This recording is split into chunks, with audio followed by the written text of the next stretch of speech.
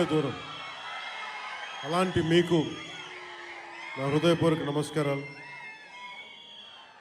ఒక 1000 మంది వస్తే 10 మంది కూటమి చేరితే ఎలాంటి పరిస్థితులు ఉంటాయో అనే పరిస్థితుల్లో ఎంతో శ్రమ తీసుకొని పోలీస్ అధికారులందరూ కూడా సహకరించినందుకు వారికి నా హృదయపూర్వక నమస్కారాలు చెప్పబోయే ముందు మనకి ఈ వేదికనిచ్చిన vice chancellor Andhra university professor GP Rajasekhar గారికి నా హృదయపూర్వక ధన్యవాదాలు.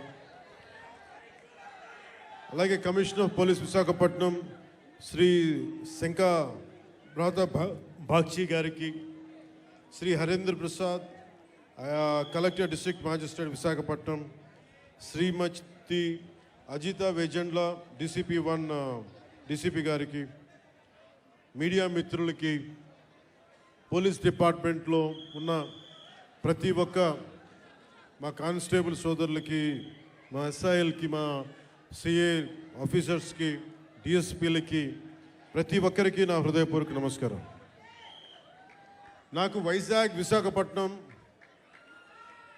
నాకు చాలా గుండెల్లో ఉన్నది. అంటే చాలామంది అనుకుంటూ ఉంటారు, ఈ పవన్ కళ్యాణ్ అనేవాడు ఏ ఊరు వెళ్ళినా ఆ ఊరిలో ఉంటాడని చెప్తాడేంటి అనుకుంటా ఉంటాడు.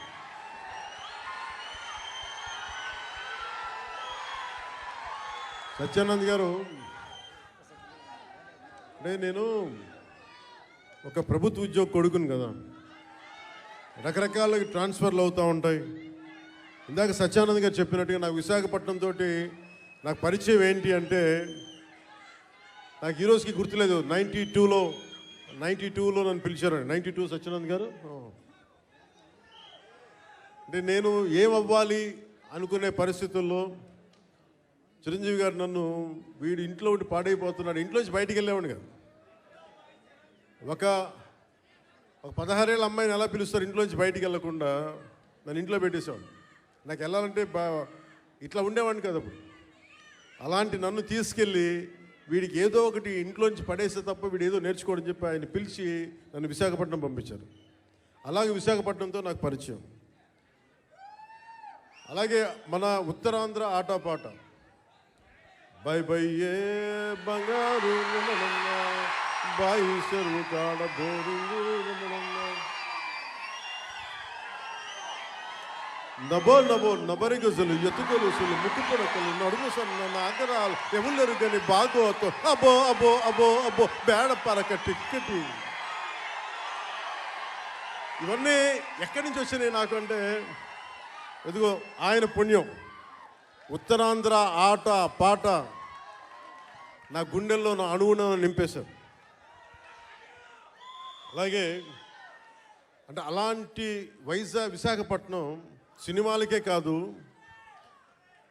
ఇదే నోవాటెల్లో ఒక 2 సంవత్సరాల క్రితం నలిపేస్తే, నువ్వు బయటికి రాకూడదు కారులో నుంచి కూడా అని అప్పుడున్న పోలీసు ఉన్నతాధికారులు నలిపేస్తే,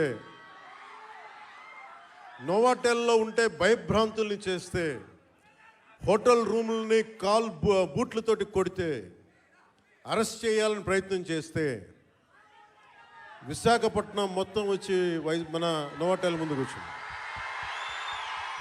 అంత బలమైన మెమరీ కూడా వచ్చింది, జ్ఞాపకం.